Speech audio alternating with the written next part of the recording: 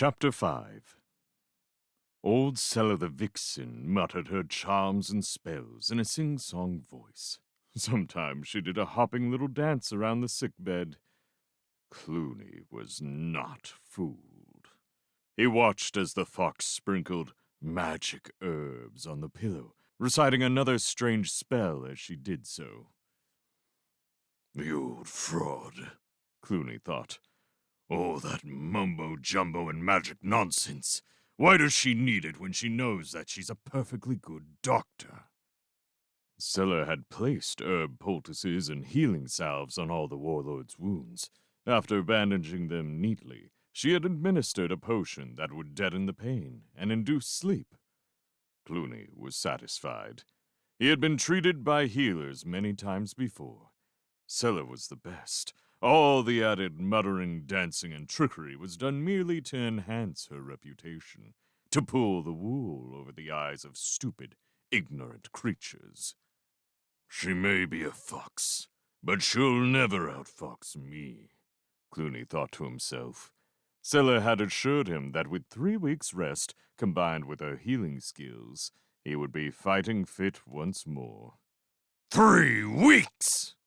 At first, the rat leader had raged and sworn. He had never been out of action that long in all his life. But secretly, he knew that the fox was right. Without her, Cluny would have been dead or permanently crippled. Like all of her kind, Sela was a slippery character. What did she expect to gain from all this? Loot and plunder from Redwall. Sela had never been allowed past the abbey gates. She was certain that if Cluny's army overran Redwall, there would be enough treasure to keep even the greediest creature happy for life. Now, as the potions took effect, Cluny felt himself drifting off to sleep, lulled by the ceaseless chantings and murmurings of old Sela. He would have come awake like a scorched tiger had he known what the fox was actually up to. Old Sela had lived on her wits for many years. She was a counter-spy by nature. In any dispute or conflict, she invariably sold secrets to both sides. It was a dangerous game, but one that she had played well thus far. Her crafty golden eyes had not been idle for a second since entering Cluny's camp.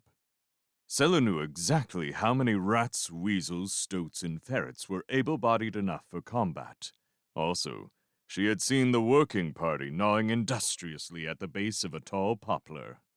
If that wasn't going to be used as a battering ram, then Sela was a trout. And by her own diagnosis of 3 weeks, she knew to the day when the date of the next attack on Redwall would be. The vixen watched Cluny's eyes closing under the influence of her medicine. These warlords were all the same. They never gave credit for brains to anyone except themselves. There the big oaf was, snoring like a foxglove in his earth on a winter's night. She turned to the armed rats who guarded the sick room. She issued orders in a confidential whisper. I want no noise, please. Your chief must have complete rest. Don't let him exert himself when he wakes. Now, you'll have to excuse me. She made her way to the door. Fangburn and Redtooth stood barring it. Where do you think you're off to, fox? Sela licked her lips. She tried to look kindly but earnest. Actually, I was going back to my den to replenish my stock of herbs. That's if you wish me to treat your leader properly, of course. Redtooth prodded her with a spear. Cluny gave strict orders that you must stay here until he's better. The sly fox blustered. But, my good rats, surely you must realize that I can do nothing without my stock of herbs. Now, please, let me pass. Fangburn shoved her roughly. Sit down. You're not going anywhere. Sela seated herself. Her mind was racing. Then at least let me go out into the churchyard. I've got to have some fresh air. Besides, I can tell my young assistant what herbs I require, and he can fetch them for me. Redtooth was not convinced. But the chief said you got to stay here. Sela smiled inwardly. She had them where she wanted them now. She put on a serious expression, shaking her head gravely. Then you had better let me have your names. That way I can tell Cluny when he awakes, full of pain with festering wounds. No doubt he'll want to know who it was who stopped me from trying to cure him. This crafty statement did the trick. After a few whispered words between the two rats, Redtooth turned to Sela. Listen, Fox. You can go out into the churchyard and tell your assistant to run this errand. But Fangburn here will be right beside you with a cutlass in your ribs. One false move out of you, and you'll be a dead healer. Is that clear? Sela smiled ingratiatingly. By all means, let your friend come along. I have nothing to hide. Out in the churchyard, Chickenhound, who was the son of Sela, sat sunning himself upon a tombstone. Fangburn did not see the secret wink that passed between the two foxes. Chickenhound was as devious as his mother in matters of espionage. His face was the picture of blank innocence as he listened to Sela's instructions. Now listen carefully, my son. We have a very sick rat inside that church. He is in urgent need of my special remedies. I want you to run as quickly as you can back to our den. Bring me back some snakewort, cuckoo spit, a medium eel skin, 3 fine strips of willow bark. Oh, there's so much to remember. I'd better write it all down for you. Sela turned to Fangburn. Do you carry any writing materials with you, sir? Fangburn spat scornfully at the fox's feet. Are you trying to make fun of me, healer? What do you think I am? Writing materials. The idea of it. Sela smiled disarmingly. I thought not. Sorry, no offense. I'll just make do with some bark and a burnt twig.